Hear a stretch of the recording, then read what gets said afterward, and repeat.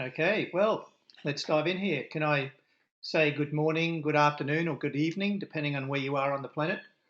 I may as well start right away on a fairly serious note. I had a prior question from someone asking if I could provide popcorn for this session.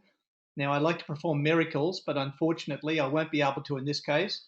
So, to the people who asked for that, you will have to look after your own. I'm sorry. We are going to finish just before 5 o'clock. If you'd like to put in some questions, you're very welcome to do so. If I possibly can find the time to respond to them, I will. Otherwise, I'll get back to you afterwards. I'll presume that you can see the slides on my screen. My side of it says that you can.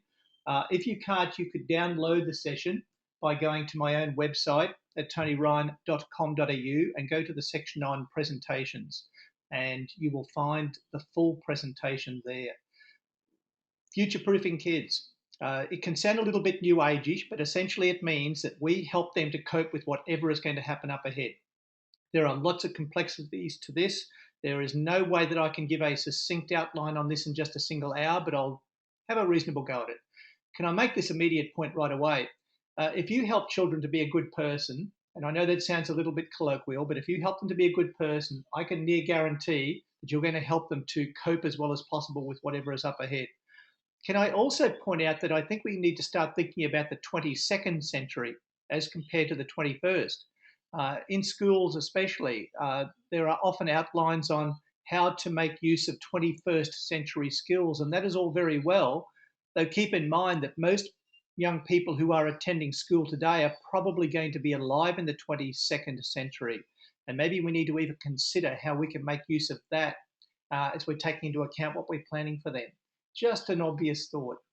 In terms of futures, I've always chuckled at the article that was in the London Times way back in 1894, and they were claiming that within about 60 years, every street in the city would be buried in several meters of horse manure. The dilemma with that was that they extrapolated from what things were like right now. You can't always do that when it comes to futures. The reality is the world is going to be very different up ahead, and we cannot easily predict that. We just have to think differently as often as possible. I will, though, give a few ideas on how you can sometimes predict some things. Now, I mentioned before that if you wish to download this session, you could go into the section called presentations. It's under the heading of resources. And when you go to there, you'll actually find the full session. I'll break these next few minutes up into these two sections. I believe that we best future-proof children when we focus in on what is called IQ and EQ. IQ in terms of intelligence quotient, so we help them to maximize on whatever mental capacity they've got. EQ is emotional quotient. It is your ability to understand yourself and also to connect with other people around you. So, for the rest of this time here, IQ and EQ in terms of future-proofing children for their time up ahead. When it comes to future-proofing, although again it can sound a little new ageish to some people, there are some very simple and clear things that can be done as adults for a start, including the list that I have there. Obviously, if you look after your own health, you are going to cope more capably with whatever is up ahead. Having a 3-month financial backup is very good future proofing, and so on with that list of things down there. When it comes to children, certainly some of those can apply, but more come into contention as well. Certainly having a decent family structure can be helpful, though within that is the concept of unconditional love. Now, some people might think we start to again go a little new ageish when we say that, though any child who receives unconditional love through their lives is more likely to be self-focused, self-assured, more comfortable with themselves and being able to connect with others all through their lives. Other bullet points there apply just as well. Something like resilience is massive. It's been talked about for years in family therapy and in education. Even the upfront word of grit seems to come into it very strongly. Certainly a quality set of values, great education definitely makes a difference. Helping them to build up their networks through their lives. Having decent friends who they can connect with all through, the sum total of their existence.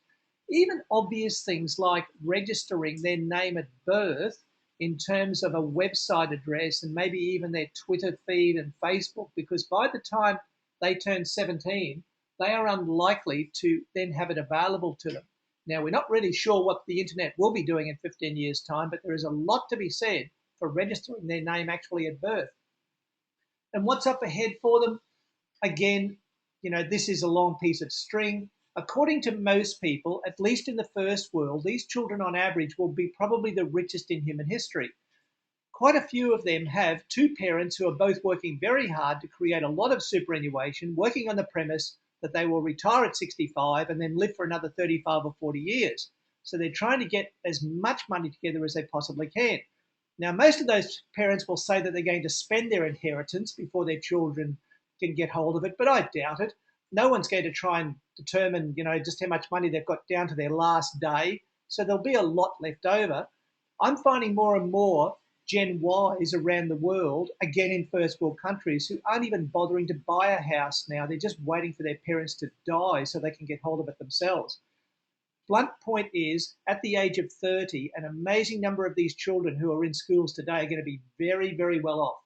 They're also going to have many different careers. Now, again, we've talked about that for quite a while, though we're not just talking variations on a single theme such as teaching or engineering. We're talking dramatically different occupations all through their lives. In fact, the expression continuous career readiness is becoming more in vogue when it comes to education, working on the premise that we need to prepare children so they can prepare themselves continuously for career change. Most, but not all, people will agree that they are going to live longer, depending on how much fast food they eat, and that would come into it as well. As I mentioned before, a lot will still be alive in the 22nd century, but medical advances are going to definitely give support to them living longer. And they're probably going to see more changes in just these next, say, 50 or so years that have occurred in the past 1,000. And even there, I'm just being a bit circumspect. I suspect it could be even more rapid. So they're certainly going to see a lot of continuous change. When you go into what's going on in the world today, it would point to the children we have in our lives now going through some very tumultuous stuff. So, for example, if you take all of the content that's been created in human history through the last 500 or 600 years, since perhaps we began with a printing press, about 90% of all the content that's been created through that time has been developed in just the past couple of years. By this time next year, we will have created about the same amount again. Now, that can be slightly misleading because that includes video, and video takes up so much space online that it sometimes distorts the statistics like that. All that notwithstanding, the most unbelievable amount of content is now being created. So your ability to simply learn all that is long gone, and you have to rethink that. Many things are struggling to keep up with the tech changes. Governments are struggling to enact legislation rapidly enough to keep up. It's the same with curriculum. By the time that a national curriculum is rolled out, it's often outdated because of the dramatic changes going on. The unemployment rate, at least in Australia, is dramatic. Now, people say it's at least double the basic rate for adults, though I've been to parts of my country where the unemployment rate in that age group is something like 75 or 80%. And that is getting us to clearly think very carefully about how we prepare young people for something like that. More and more, we're finding that the 18 to 29-year-olds are deciding to live in 7-year cycles rather than just having a single occupation for life. Now, that comes through from a gentleman I heard a couple of years ago in the US, a gerontologist, who talked about them having 7-year cycles where they work and earn for 6.5 years and then they go and retire for 6 months. And I'll come back to that one soon. Here's a way of looking at how they create their futures. Generally, in future studies, we talk about 3 Ps, the possible, probable, and preferable futures. Possible means that anything is possible. And we often develop a number of scenarios, from perhaps worst case to best case. And when we see indicators of each one of those about to take place, we then know how to prepare more adequately for it. Possible means anything at all could be possible. Probable is very likely to happen. According to statistics and clear indicators, there are probably 85 to 95% chances of probable futures occurring. My favourite are preferable futures.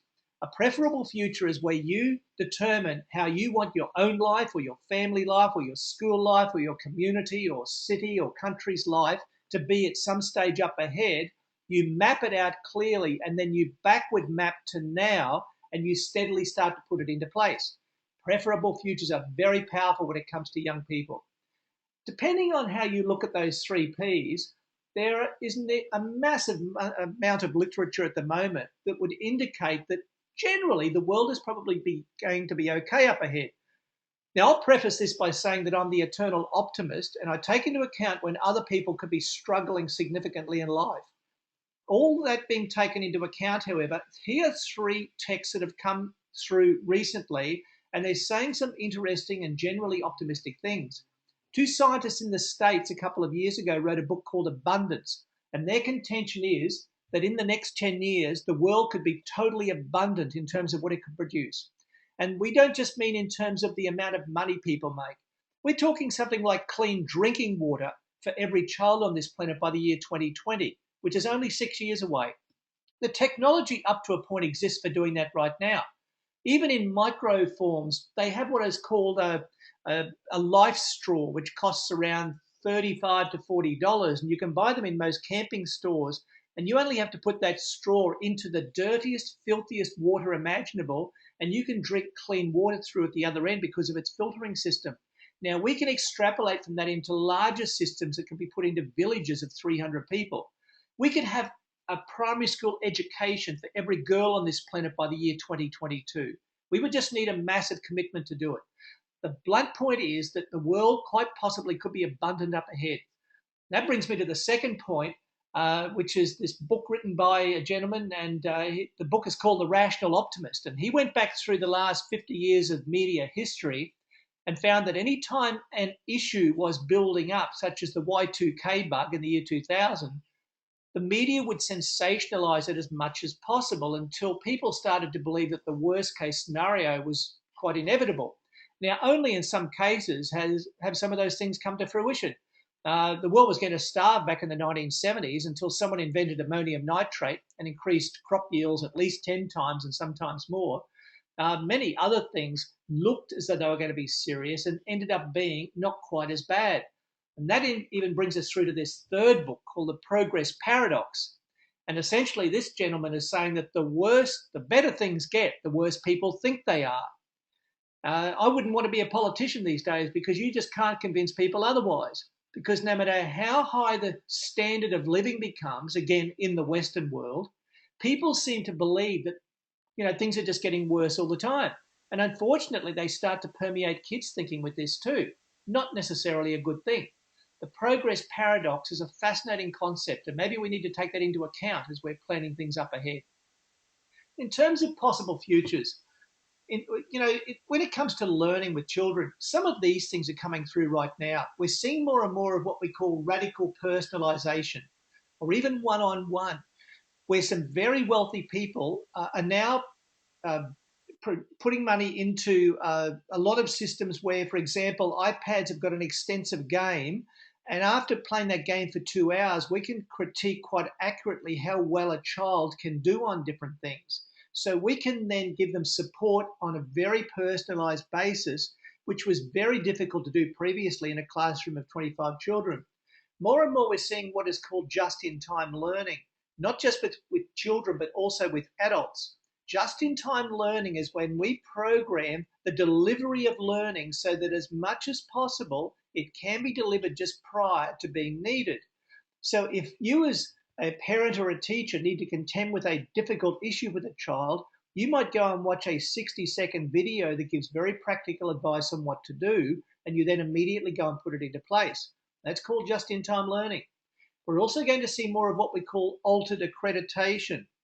The concept of the 4, 6, or 7-year degree is not necessarily under threat, though we are going to see lots of variations on that up ahead.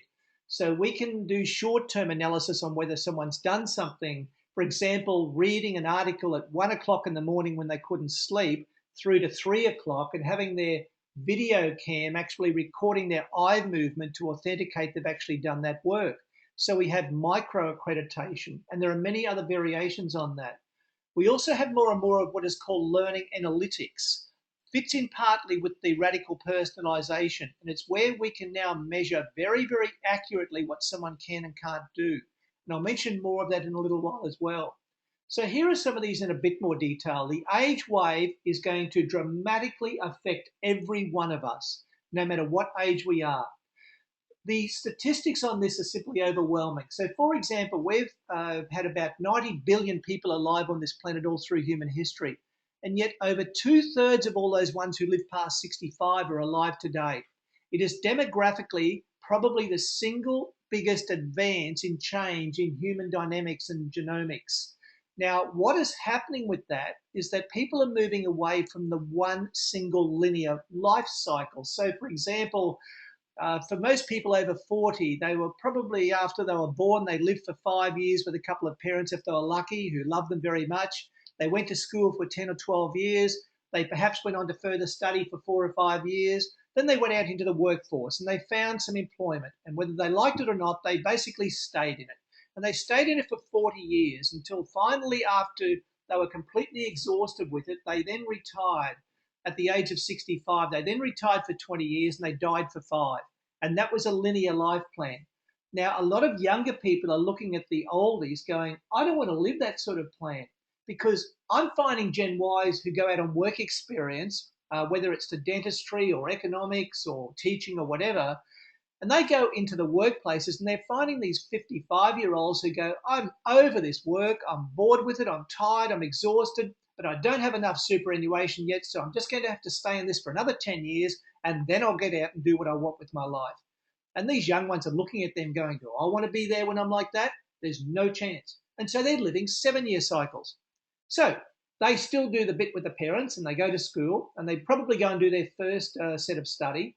And then they live their first 7-year cycle. So for 6 years or 6.5 years, they both learn and earn. So they started that perhaps at the age of 22.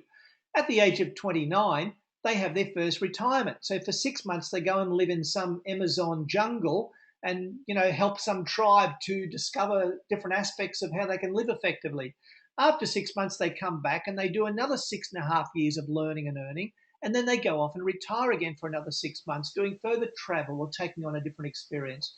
And they continue to live those 7-year cycles until they're perhaps 89. And who knows, even further up ahead. That is how most young ones are telling me they already want to live. They do not want to live the linear plan. And so that has got big implications for the way that we help them to actually live their lives. Here's another way of looking at how we can predict the future. And again, this sounds a bit new age-ish until you look at the realities behind it.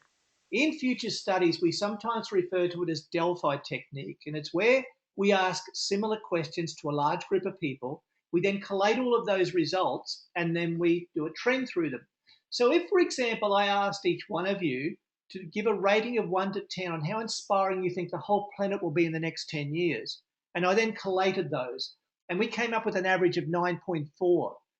Well, it is more likely that the world is going to be okay, at least for you up ahead. In fact, if we did it with the whole 7.2 billion people on the planet and it was 9.4, then I would have high hopes for what is going to happen on this planet up ahead. Conversely, if we had an average rating of something like 2.4, then as far as I'm concerned, we're in big trouble because we have a self-fulfilling prophecy that's about to be enacted.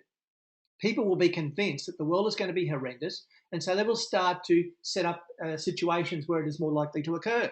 They will not spend money in the economy, they will become defensive, they will become secretive, and they won't create community. It wouldn't be a lovely place to be. And it's the same with your own life. Again, if you think it's a 9.4, not taking into account accidents and other things that can't be determined, you're probably going to have a more fantastic life as compared to saying that you're going to be a 3.5. That's quite an accurate way of determining what's going to happen up ahead. What else is going to go on? Well, in terms of what our children are going to go through, we are talking some very disruptive technologies. Now, the word disruptive can be quite negative, but at the same time, it can be a very positive word in the sense that it's just saying there are going to be some rapid changes going on. So certainly something like 3 and 4D printers are going to have massive implications for all countries on this planet. I would not want to put too much money into manufacturing industries at the moment. 3D printers are already gaining a foothold in micro manner. More and more we are going to see massive 3D printers that can even build houses and certainly build cars and most other things that can be manufactured. I can't even begin to conjecture on the implications of 3D printers. 3D printer faxes are already about to be constructed, which means you could place a device inside one of these and have it scanned and sent to someone at the other side of the planet, which means that we won't need delivery services as much. There are big implications there in terms of how children are going to live as they grow up. And then we even have what are called 4D printers. Now, 4D printer is where it can be programmed to actually adjust in size, shape, and sometimes concept after it's been initially printed. So we could possibly have underground pipes that are printed, but over a period of time, we could adjust their size from above the ground. Again, it's going to be an interesting time when it comes to 4D printers. I mentioned the 3D printer fax. Well, there is one that was put out last year in Kickstarter, so they're going to be out quite soon. And they're going to be interesting when we start to look at how we can use them in everyday life. More and more, we're going to see the wearable technology. I'm not so convinced about Google glasses. I'd say the most that's going to happen with those is that people are going to start walking into lampposts as they go, wandering down a street, watching some video instead of looking ahead.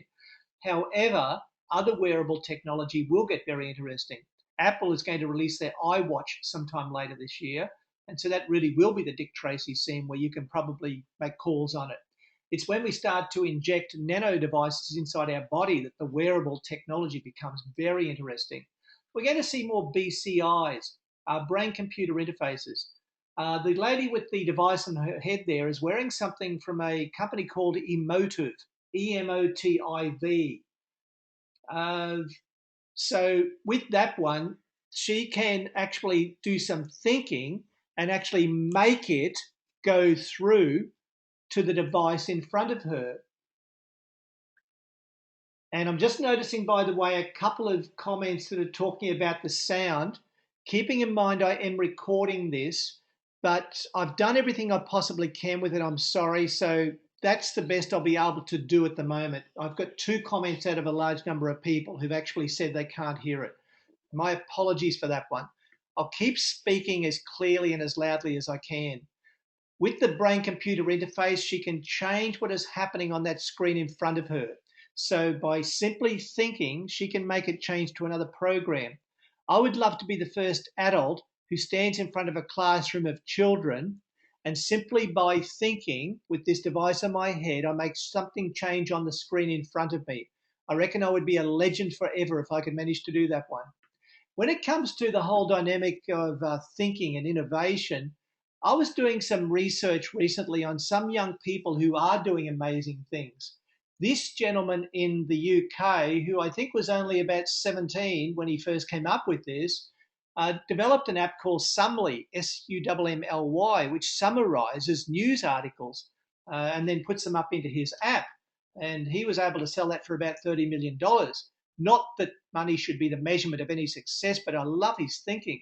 Or the 14-year-old guy in the States who recently calculated that the US could save nearly $380 million simply by changing fonts with all of the material that is printed in their government departments, because he determined that Garamond actually preserves more ink than others. I love thinking like that. That's where we need to go more and more up ahead. Or this young lady who moved from China into California and has come up with a solar sticker that will be able to be placed on almost any device on the planet, such as roofs of cars or windows or walls. And it's going to transform the way that we can generate power on this planet. Or even the exoskeletons that are now being developed.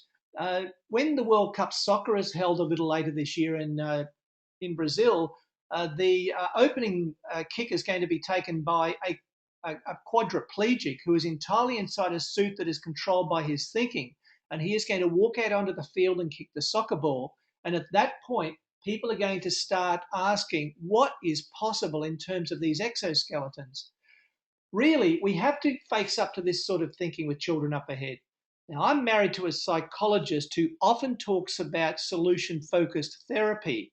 I'm sure that every one of you at some stage in your life has had some sort of problem. Can I recommend that when you possibly can, you apply what is called solution-focused therapy? And it's where you might list the problem, but then you come up with a possible solution or a series thereof. So the next time you hear children talking about a problem, start to get them to reframe it. And if you are a parent or a teacher, be very careful about letting children come up to you and lay a problem on you. because if they do, the monkey jumps off their back and onto yours. Be careful about saying something like, I'll look into it.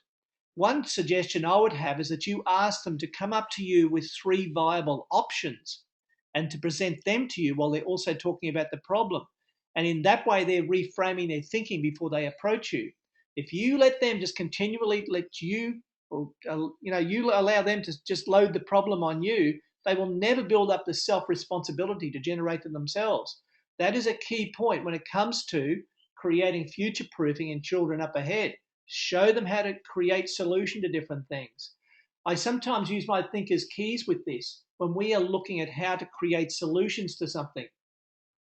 So we might start with something like the purpose, and we say, well, why really are we going to sit here and talk about this? Where are we going with it? And after we've done that, we might come up with all the background information about the issue that's under question at the time with the particular problem. Then after that, we might come up with a single question we will work on to help us to resolve the issue. Then after we come up with a question, we then brainstorm lots of viable alternatives and even some silly ones as well in response to that question. After we've come up with those brainstormed ideas, we then decide on one of them. And once we decide on one, we put them into action. I would love to see all of those wonderful young people who are in our schools and families everywhere who knew how to do something like this when they are faced with issues in their lives, rather than perhaps taking it out on someone else and giving them a hard time, becoming irrational, or even worse. I'd love them to have a clear, focused solution process like something like that. Then, of course, that leads us into how we get them more into deeper inquiry. Now, there are thousands of ways of doing inquiry. And in fact, I partly just described one before with creating solution. However, if we're studying something, again, we need to have some sort of process children can use so that they can contend with any issue up ahead and inquire more deeply into it rather than just quickly doing a Siri on it to find it and just doing a skate on the thin surface along a whole lot of issues rather than going into depth and substance on a single thing. So in terms of the deeper inquiry, we would do something like this. We'd ask, what's our purpose for studying this? And then we'd go, what do we already know about it? What are our questions? What are the learning steps we're actually going to take to do this? And also, how are we going to do some decent research once we've worked out our learning steps? Too many young people think research is spelled Google, but it's not. It's not that simple. One of the biggest skills young people are going to need up ahead is the capacity to synthesize information. When they have a massive amount of material in front of them, they need to know how to cut it down to the core essence so that they can become, quite competent in that area. That fits in with the concept of curation, which I'll deal with in another webinar in another couple of weeks. Curation is when you, again, can cut down to the core essence of something, and you can then just study what is necessary and nothing more. As I'm starting to just finish off on the IQ side of things, I found this folder recently, this chart by Bill Ferreter, and I quite like it.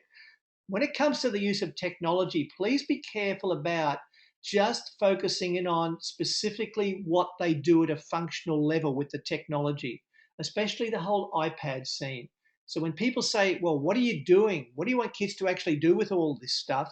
I often see answers like the posting of videos and using Edmodo, and they're all functional and great. Though I think the bigger answers are the ones on the right. It's, joining up with other people to determine the veracity of something. It's actually trying to change people's mind. It's making a difference with what you do in life. So see, technology is not a tool. It's not just a tool. It's much more than that. It's like helping them to change their lives for the better. So as I'm finishing off in terms of the IQ, please be aware of the amazing implications of what is called big data. And this is where learning analytics comes into things as well. We can now number crunch to the most amazing degree when we're trying to determine, the possibilities on something up ahead. So for example, for the last several years, health systems around the world have been able to do quite accurate predictions on flu outbreaks based upon the number of times that people use the word sick in their Twitter feeds and their Facebook pages. So if, for example, you have your device on, I can even calculate with about an 80% certainty on you contracting the flu if you have GPS on your mobile device.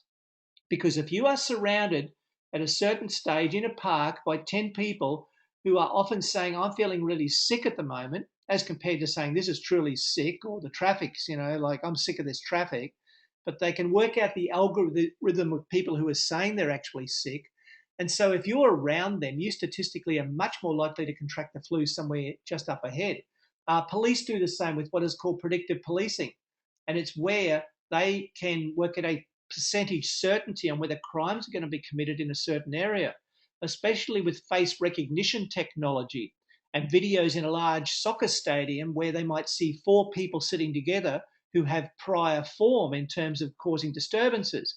And statistically, of course, it's much more likely that something's going to go wrong there sometime soon after. Predictive policing is very interesting, except we can now do this in education with what is called learning analytics. If you put that expression, that statement into a search engine, you'll find more detail on this. Learning analytics includes the analysis of what children are reading, and then we can determine how well they've done it according to their eye movement and their responses in electronic form on some game in front of them. And we can then determine from there how best to help them with further learning they're doing. So learning analytics is going to become big with children as well. So there's some perspectives in terms of IQ and getting the best out of young people up ahead. I move across to EQ, emotional quotient. Equally important, not more or less so, just equally important. And of course, the balance is going to be between the both of those in terms of how well you can live up ahead. I said back at the start that one of the very simple ways of future-proofing a child is to simply help them to be a good person. Now, of course, we could sit for hours and talk about what constitutes being a good person, though to some degree people know what we're talking about. It's someone who has a deep faith in themselves, in life. They have a belief in self. They pay deep respect to other people. They give everything to what they do. They live with full experience. And this certainly comes in with EQ. It's certainly being a team player to some extent. More and more, we're finding that the most beneficial person in any group is not necessarily the most talented person, but the one who applies whatever talents they have to the betterment of the particular group. Now, that applies with staffs in schools, it applies with children in classrooms, it applies with team sports, and many other endeavors where people join together to do something. And EQ is also having some sort of sense of peace, in your being, in your very soul. In a very fast-paced world, some people are rushing so madly now that they seem to think there's a 32-hour day each day and they try and fit everything into it. Children need time to simply find that peace, and so do grown-ups. So a few thoughts in terms of this. A really upfront one is to sometimes ask that question to yourself or others. It's basically the best thing that actually happened for you today. Now, be careful about going home tonight and asking that to someone directly who's had a really bad day, because you don't ever get the best response. Though to some degree they need to think through what has been good in their lives, at least in that day. It's amazing how we tend to, create more of what we focus on. And if we continue to think that the worst has happened all the time, then chances are we'll develop a Pygmalion effect with it, a self-fulfilling prophecy, and it's more likely more of it will happen as well. This is why it's so critical in schools that the last 10 minutes or so are pretty optimistic for children. At least in primary schools, to have children brainstorm all the great things they did that day and to maybe come up with the 1 or 2 things that really were best for them. Because if they go rushing out the gate and they find a parent there who says, well, how did your day go? And this child says it was awful or nothing much happened, parents probably start to wonder after a while if something decent did happen. I reckon we need to fuel their thinking with the best things that happened to them and for them. And it's the same with parents at home when they ask at the end of the day. And if someone says they want to complain about everything that went wrong, say something like, fair enough, I will listen to that in a minute.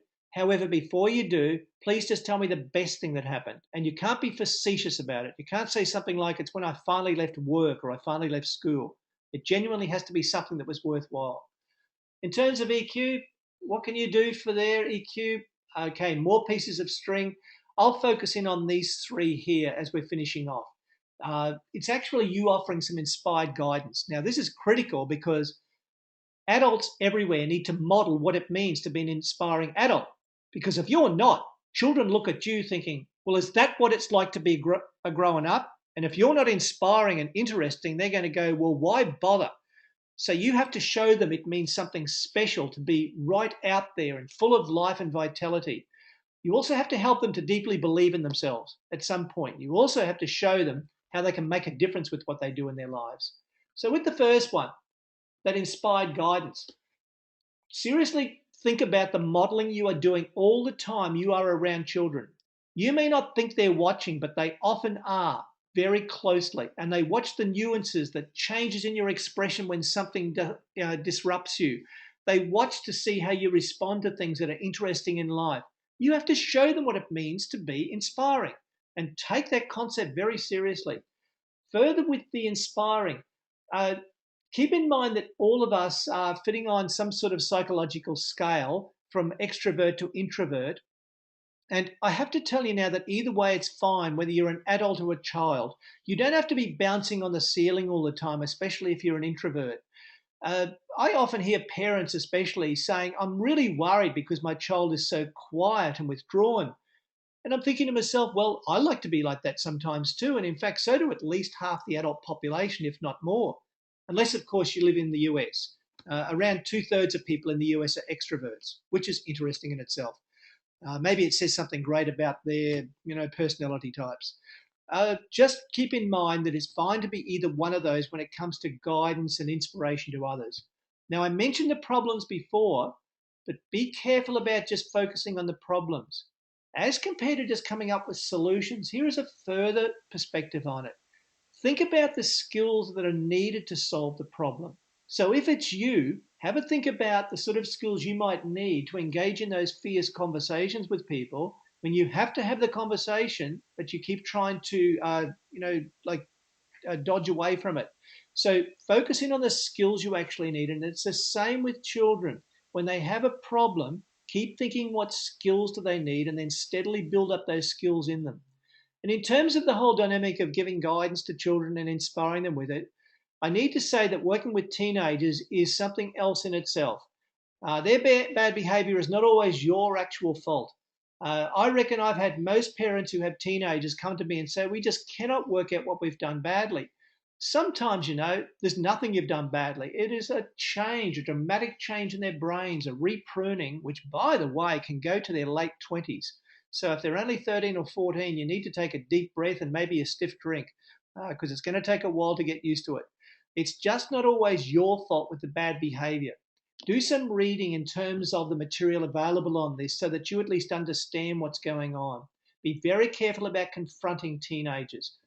Work out different ways of reasoning with them when you possibly can. So the first point, inspiring them in terms of what you do. And part of that is when you're talking with children generally. I'll be openly sexist here and say that you need to be very careful talking with boys. Boys don't hear you if you use more than 5 words. Certainly some girls can be the same, and some boys can cope with more words.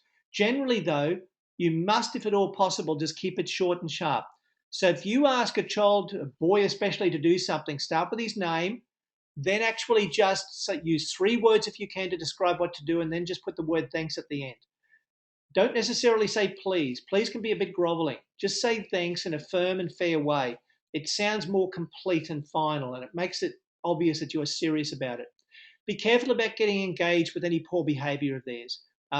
You have to ask sometimes who is the adult in a situation like that. And hearing them out is important. Most children tell me that if someone just managed to listen to them for a while, they'd be much happier about what they're doing. Hearing them out is very important. Even learn how to paraphrase children. So the words, so you said that, are like music to their ears when they're trying to explain something to you, because it's proving that you actually listen properly. And especially don't try to solve problems with them if you're feeling really annoyed or rushed. It tends not to work very well. Here's the second last point in terms of the EQ. Help children to believe in themselves. I will always maintain that your thinking will create your reality. Whatever you think about all day long, to some degree, will create what happens in your life. So focus in on what you are thinking. If I even asked you to think about what you're doing in your head right now, it's often very interesting to contend with something like that. Think about your thinking as much as possible. And even especially teach children to self-talk. Write some words on a sheet of paper in front of them or up on a whiteboard or something. Put up some words like the sky is cloudy. Then ask them to just simply think the words in their head at normal speaking speed. So they simply say the words in their head without moving their lips or changing the expression on their face. A lot of adults aren't even aware of how they can self-talk, and yet it's the most powerful thing in terms of your self-regulation. Teach children how to self-talk, even from the age of 5 or 6, so that they know how to express sentiment in their heads and they can reason through something by saying the words to themselves. While they're doing that self-talk, certainly encourage them to do what are called green thoughts as compared to red thoughts. Quite a few programs around the world will have you setting up a set of traffic lights with children, and you often point to the different color depending on what they're saying, let alone even what they're thinking.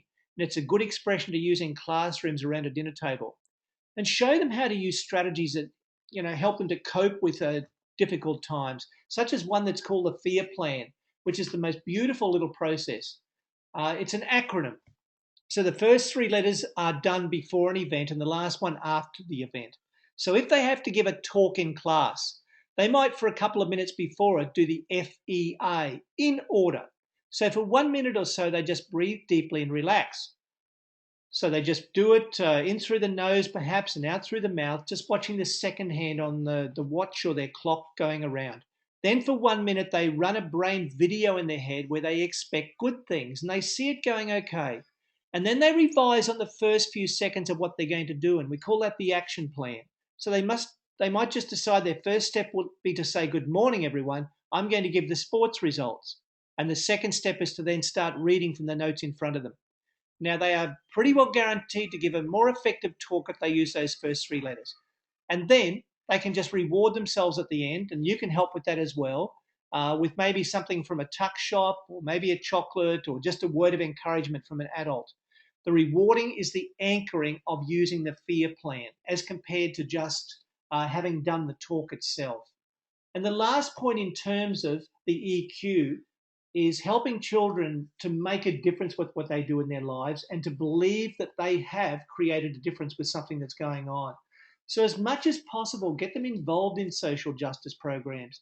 There are no end of possibilities in terms of this. I have friends who have taken 11-year-olds into breakfast sessions in inner city areas where homeless people congregate and get them to help with the soup kitchen at different times. I've seen children who start to raise money with Make-A-Wish Foundation so they can give support to others. There are millions of ways that they can get involved, and help them to believe that the little actions make a difference every day as compared to the big things all the time. The Japanese talk about the concept of Kaizen, Kaizen. And with Kaizen, it means it's continuous improvement. It's the little bits every day. So it's all those little things, the words of encouragement and the tiny actions you take to help someone else where you are making a difference as well. Children can do worse than finish a day by outlining all the different positive things they've done in terms of making a difference with others. And especially when it comes to making a difference, show them what the word everyone really means. It's used quite colloquially when someone says, "When's everyone going to do something about something?" And yet it's broken down into the 2 words, every one. And it means each one of us can make a difference with what they do. So get them to focus in on what that word really means so they can appreciate the little things they do can make a difference as well. I was walking down a street in Wellington in New Zealand a couple of years ago, and I found that sign, "Be the change you wish to see in the world." I did research on that expression to find out who originally said it, and it wasn't just Gandhi, there were many others before him. Regardless of who said it, that is where it probably comes down to.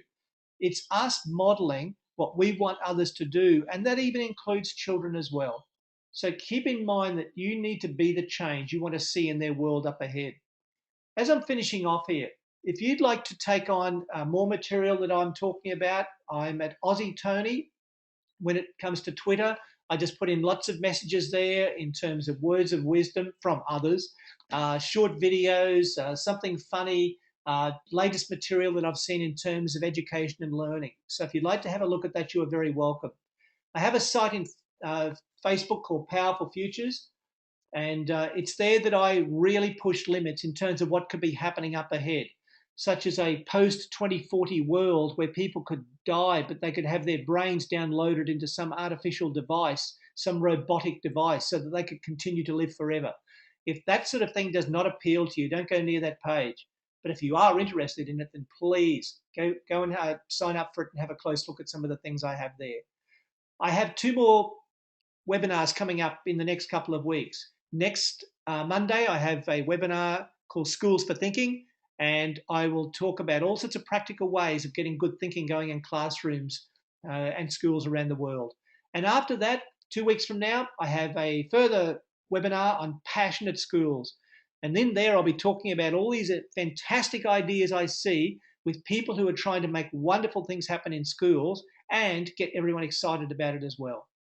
So as I'm finishing off here, again, if you wish to download this program, I will actually put it under resources and under presentations.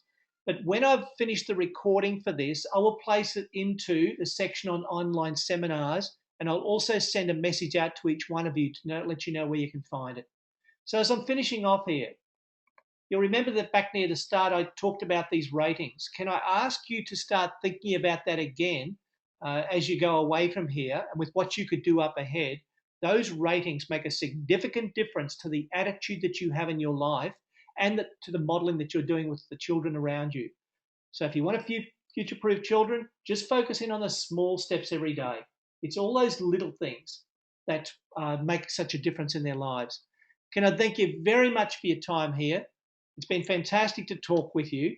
It's always an interesting experience to be talking to a screen as compared to seeing people's live faces. But if you'd like to send a question or a query in any form, please get back to me and I'd be delighted to help you.